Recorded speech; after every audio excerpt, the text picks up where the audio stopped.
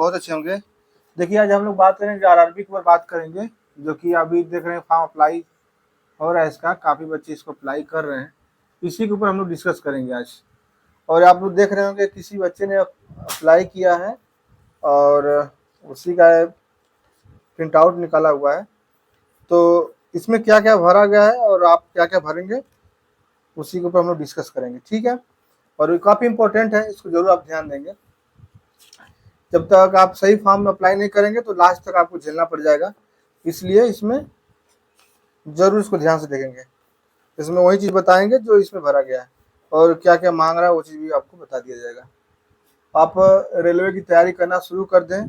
कल next video आएगी हमारी सिलेबस के ऊपर, क्या सिलेबस दिया है, उसमें से आपको क्या क्या पढ़ना है कल बताएंगे आप लोगों को कि उसमें से क्या क्या पढ़ना है, क्या मैथ में पढ़ना है, क्या रीजनिंग, क्या साइंस पढ़ना है, इसके बाद नर्सिंग में क्या इंपॉर्टेंट है, क्या पढ़ना है, ठीक है ना। लेकिन आज इसको पहले देख लो आप लोग। देखिए जब आप फॉर्म को अप्लाई करेंगे, फॉर्म अप्लाई करने के बाद आपको पहले ही आ जाएगा ऊपर railway recruitment board, ministry of railway, government of India ऊपर आएगा। इसके बाद जहाँ से आप फिल भरेंगे वहाँ आ जाएगा। जैसे आपने प्रयागराज भर दिया, गोरखपुर भर दिया, पटना भर दिया, तो उसके नीचे प्रयागराज या गोरखपुर या पटना आ जाएगा। इसके बाद रजिस्ट्रेशन नंबर, उसके बाद रजिस्ट्रेशन नंबर आ जाएगा। इसके बाद शुरू होता है पूरा क्या करना है इसमें। और एक चीज और ध्यान दें, जैसे आप फॉर्म को भर अप्लाई कर लेते हैं, हाँ अप्लाई करने के बाद इसको जरूर प्रिंट आउट इसका निकाल के रखें, ये बहुत इंपॉर्टेंट है। जब आपकी डीबी होती है जब इसकी जरूरत पड़ती है। इसके बाद जब आपका सिलेक्शन होने के बाद जब आप ज्वाइनिंग करते हैं तब भी इसकी जरूरत पड़ती है, तो आप इसको जरूर रखेंगे, ये बहुत इंपॉर्टेंट होता है। इसके कैफे वाले बात नहीं छोड़ देना है, नहीं तो वो तो ऐसे गुम कर देते हैं सब, बाद में दिक्कत होता है। देखिए इसमें क्या होता है, पहला नाम है, पहले नाम ही आ जाएगा। पहले आपका नाम भरेंगे अपना, आपका नाम क्या है, नाम को प्रॉपर चेक करेंगे आप। सबमिट होने से पहले एक बार जरूर चेक करेंगे, नाम में कहीं स्पेलिंग और मिस्टेक नहीं होना चाहिए। पहले आप नेम अपना चेक कर लेंगे, नेम डाला गया। फिर इसके बाद आपके फादर का नेम रहेगा, इसके बाद रहेगा आपके मदर का नेम रहेगा। इनका नाम जब भी आप भरा जाता है तो उसको प्रॉपर चेक करना है, देखना है इसमें कहीं मिस्टेक ना हो, उसको जरूर आप चेक करेंगे। फिर आप आएगा डेट ऑफ बर्थ। जो डेट ऑफ बर्थ है इसमें तो बिल्कुल गलती नहीं करना है। ये डेट ऑफ बर्थ यदि गलती हो गया तो आपका एफिडेविट वगैरह कोई काम नहीं करेगा। एफिडेविट लगाने से भी कोई मतलब नहीं है, फिर आपको बाहर चला जाना पड़ेगा। तो आप डेट ऑफ बर्थ को प्रॉपर ध्यान देंगे, इसके बाद ही डेट ऑफ बर्थ डालेंगे। और इसके बाद वो चीज़ को जब आप सबमिट करते हैं उसके पहले प्रॉपर पूरा चेक करना पड़ता है।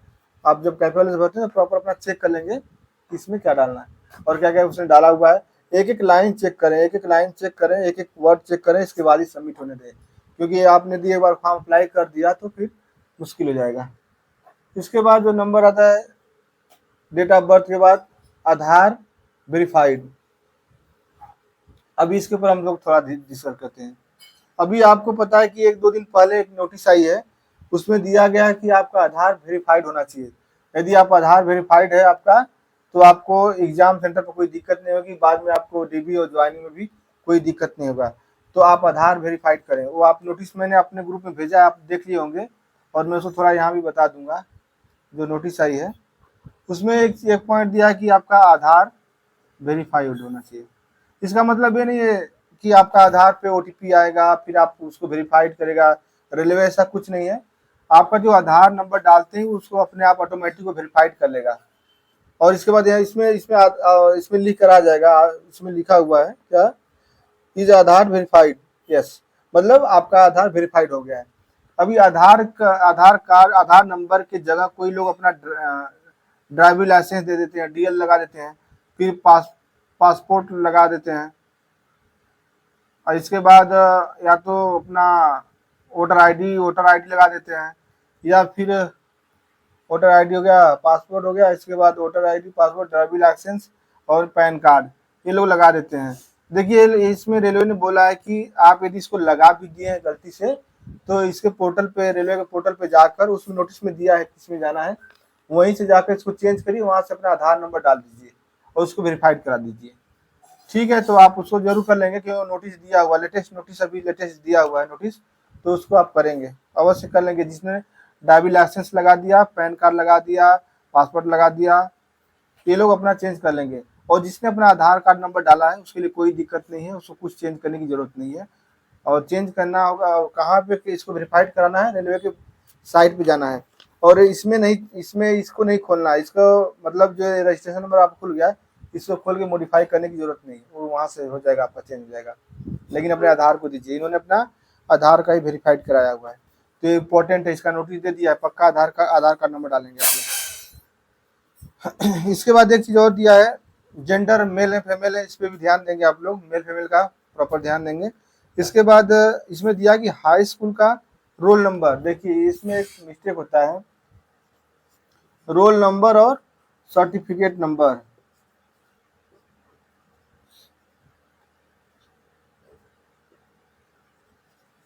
जैसे रोल नंबर और सर्टिफिकेट नंबर होता है, इसमें क्या होता है कि दो दिया है, एक रोल नंबर दिया है, सर्टिफिकेट नंबर दिया है, इसमें रोल नंबर डालना है। बाकी जो भर्ती देखा होगा आपने, जितनी भी हमने यूपी में भर्तियां हुई हैं उसमें सर्टिफिकेट नंबर मांगता है, लेकिन इसमें मांगा है आपका रोल नंबर।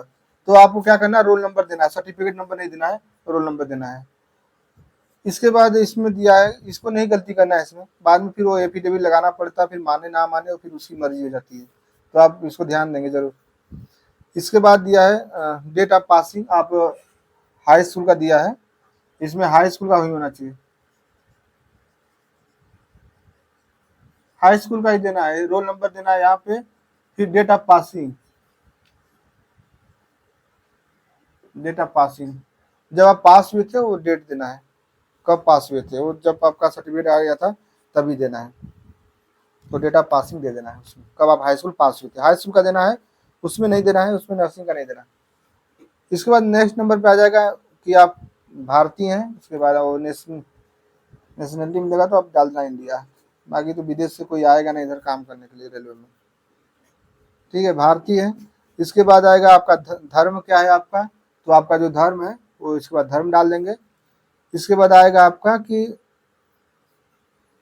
मोबाइल नंबर, देखिए ये बहुत इंपॉर्टेंट भाई, मोबाइल नंबर आज की, आज का क्या भारत का नहीं, भारत पूरा पूरा वर्ल्ड इसी पे घूम रहा है, मोबाइल पे ही चल रहा है, शॉर्ट्स में और लॉन्ग वीडियो में।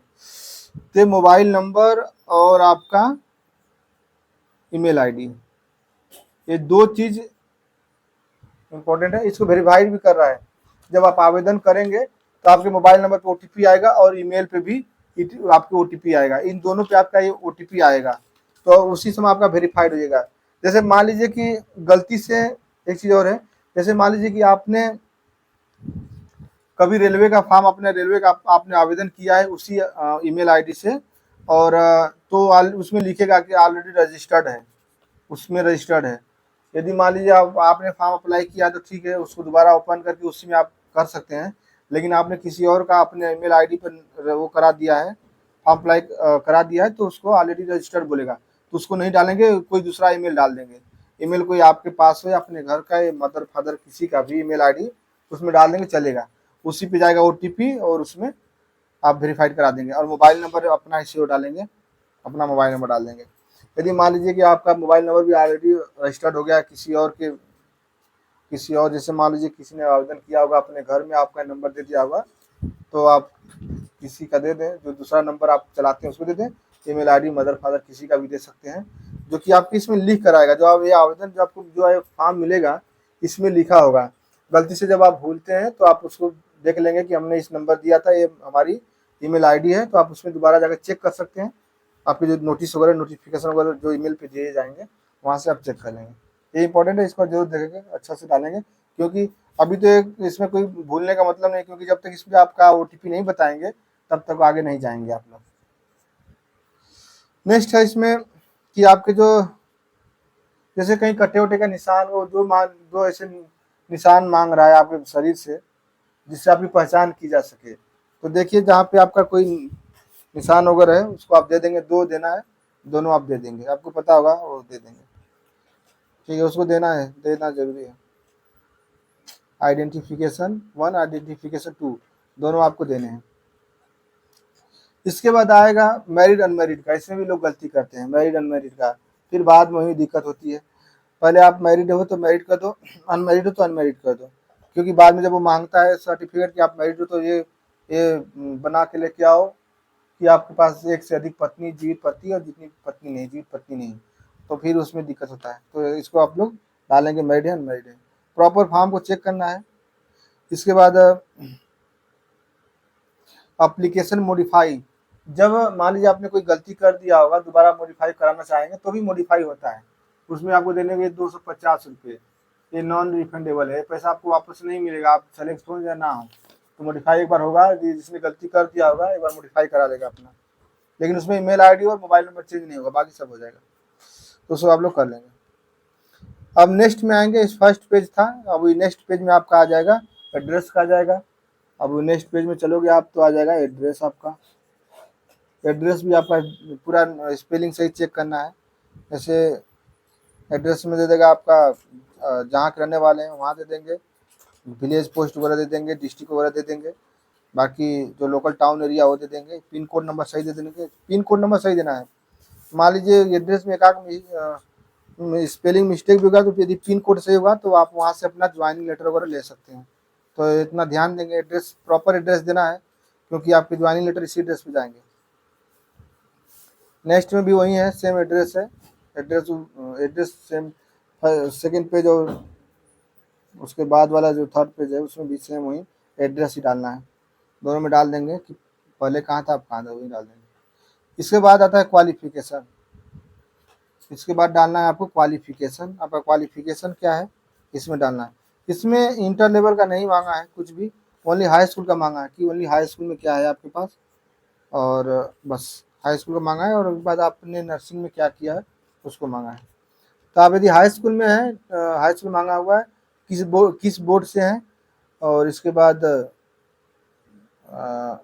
कब पास हुए आप और कौन से स्टेट से पास हो, तो अपना स्टेट दे देंगे कहाँ से पास हो और पासिंग ईयर दे देंगे, और इसके बाद किस बोर्ड से हो उस बोर्ड का नाम दे देंगे। कितना होगा, ये हाई स्कूल हो जाएगा। फिर मांगेगा आपका सीधे सीधे फिर मांगेगा उसका नर्सिंग का मांगेगा,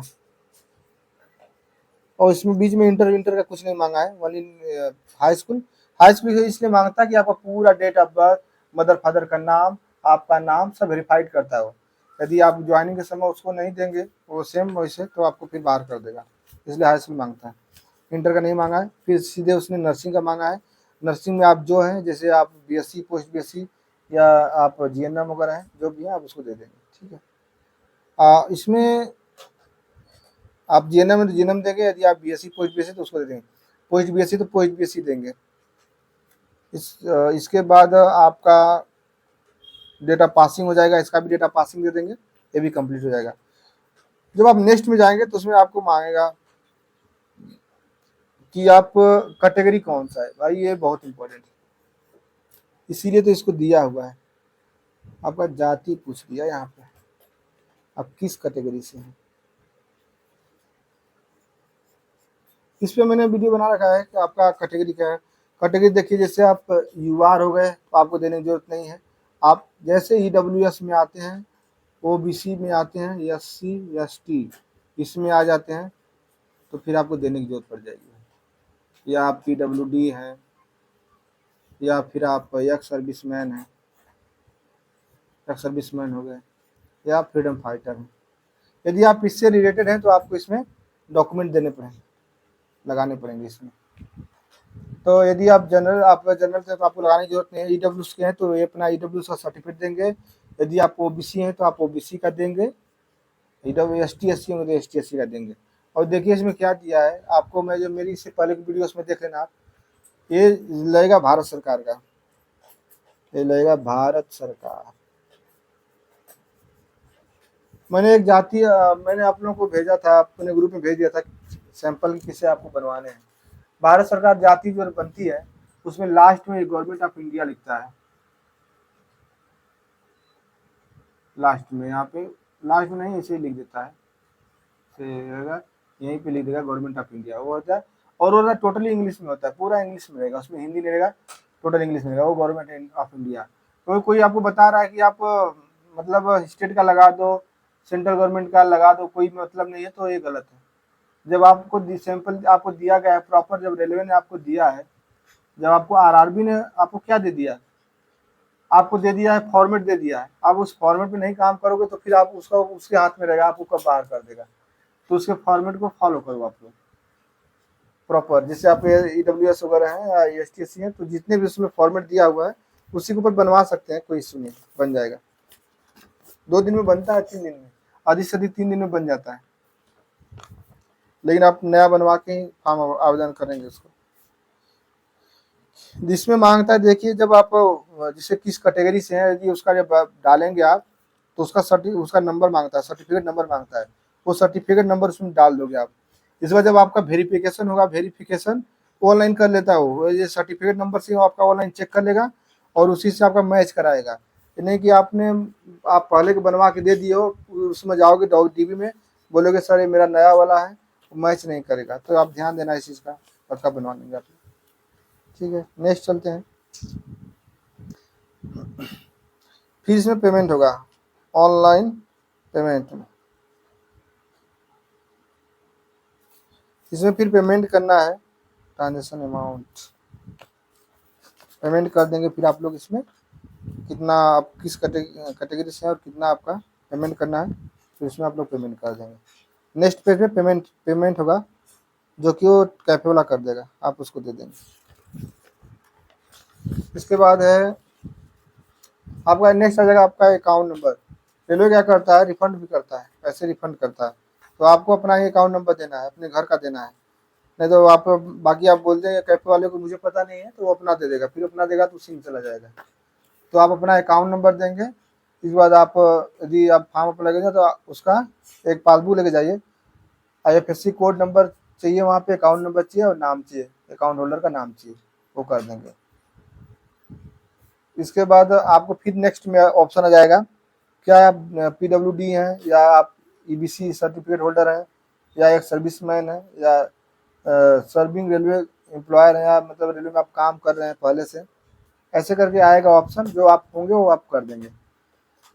PWD है तो PW में क्लिक करेंगे, फिर आपको डॉक्यूमेंट वगैरह मांगेगा, वो आप लगा देंगे। फिर नेक्स्ट में आता है कि क्या आप कहीं करंट में एम्प्लॉय हैं, उसका डिटेलमेंट मांगेगा। यदि आप कहीं जॉब कर रहे हैं तो उसका डिटेलमेंट आपसे मांग लेगा कि आप कहीं जॉब कर रहे हैं क्या। तो यदि आप कहीं कर रहे हैं तो आप उसको दे देंगे। जैसे मान लीजिए आप UPNHM के थ्रू काम कर रहे हैं तो उसको दे दीजिए। और इसमें NOC नहीं मांगा है कि नहीं आपको तुरंत मतलब NOC देना है, ऐसा नहीं, या NOC का ऑप्शन नहीं आ रहा है। जैसे आप मान लीजिए कि आपने दे दिया कि मैं प्रेजेंट में यहाँ काम कर रहा हूँ, तो आपको NOC तुरंत लगानी तो नहीं लगानी है, लेकिन हाँ आप दे रहे हैं तो बाद में NOC की जरूरत पड़ेगी, बाद में आपको NOC की जरूरत पड़ेगी। आप कहीं भी दे रहे हैं कि मैं करंट डिपार्टमेंट ऑर्गेनाइजेशन में काम कर रहा हूँ, तो आपको लास्ट में NOC देनी पड़ेगी। इसके बाद वही फिर ऑप्शन आ जाएगा आपका, आप सर्विसमैन है या आप PWD हैं या कहीं रेलवे में आप काम कर रहे हैं, आप नो कर देंगे, यदि होंगे तो कर देंगे। इसके बाद एक चीज़ और आएगा, इंपॉर्टेंट होगा भाई, वो इसमें आएगा कि choose the language of examination in additional to English, मतलब इंग्लिश इज डिफॉल्ट लैंग्वेज। देखिए यदि आप उसमें चूज नहीं करेंगे, उसमें आपको चूज करना पड़ेगा कि आप हिंदी में देंगे या इंग्लिश में देंगे। आप किस में देना चाह रहे हैं, आप हिंदी में देंगे या इंग्लिश में एग्जाम देंगे। तो जिसको भाई जिसमें सुटेबल हो कर देगा, ठीक। यदि मान लीजिए यदि आपको हिंदी में देना है एग्जाम तो आप यदि आपने हिंदी पे टिक नहीं किया तो ऑटोमेटिक वो ले लेगा, इंग्लिश ले लेगा, क्योंकि इसमें दिया बाय डिफॉल्ट इंग्लिश आपका हो जाएगा, बाय डिफॉल्ट इंग्लिश हो जाएगा। इसलिए आपको पक्का टिक करना है हिंदी पे। यदि आपको इंग्लिश आती है, आप इंग्लिश में देना चाह रहे हो, तो बाय डिफॉल्ट वो ले लेगा, आप टिक करेंगे तो भी, नहीं करेंगे तो भी चलेगा। बट लेकिन जो हिंदी में देने वाले हैं भाई, वो पक्का टिक कर लेंगे, नहीं आप चले जाओगे डायरेक्ट इंग्लिश वाले में। तो ये चीज़ का भी ध्यान देना है आप लोगों को, ठीक है ना। इसका पक्का ध्यान देंगे, आप साइबर में कैफे में जाते हैं तो वहाँ पे ध्यान दे लेंगे। और इसके बाद बाकी कुछ नहीं है, डिक्लेरेशन है। डिक्लेरेशन होगा आपका कि आपने भाई फॉर्म को सही से पढ़ा है, आपने नोटिफिकेशन पढ़ा है, आपने चेक किया है, आप कोई गलत इन्फॉर्मेशन नहीं दे रहे हो, तो फिर आपका सिग्नेचर। और आपका जो फोटो है, एक चीज़ जो फोटो लगा रहे हो भाई, वो जो बैकग्राउंड है फोटो का ना, ये व्हाइट होना चाहिए। ये बैकग्राउंड इसका व्हाइट होना चाहिए। नया फोटो बनवा लें, व्हाइट मांगा है, प्रॉपर व्हाइट बनवा कर ही ले जाएं। तो बैकग्राउंड आपका व्हाइट होना चाहिए, ठीक है ना, फिर आपका फोटो होना चाहिए। इसके बाद सिग्नेचर, जो आप सिग्नेचर करते हैं यही सिग्नेचर आपका जाएगा, वहां भी जाएगा, लास्ट में आप वो चेक कर लेंगे, वहां पे आपका सिग्नेचर हो जाएगा। एक फोटो के नीचे सिग्नेचर, जो सिग्नेचर आप पेज पे करेंगे और सिग्नेचर प्रॉपर करना है। इसमें ये नहीं लिखना है कि जैसे मान लो कि किसी का नाम सोना है, किसी का नाम मोना है, तो इसको आप ऐसे कर दो ना, ऐसे नहीं करना, प्रॉपर सिग्नेचर करना है। जैसे मान लो सोना है तो ऐसे कर दिया, ऐसे करके सिग्नेचर करना है। इसका जो भी सिग्नेचर है, मतलब कैपिटल लेटर में नहीं लिखना है, वो प्रॉपर दिया है, नोटिफिकेशन में दिया दे रखा है, उसको नहीं करना है।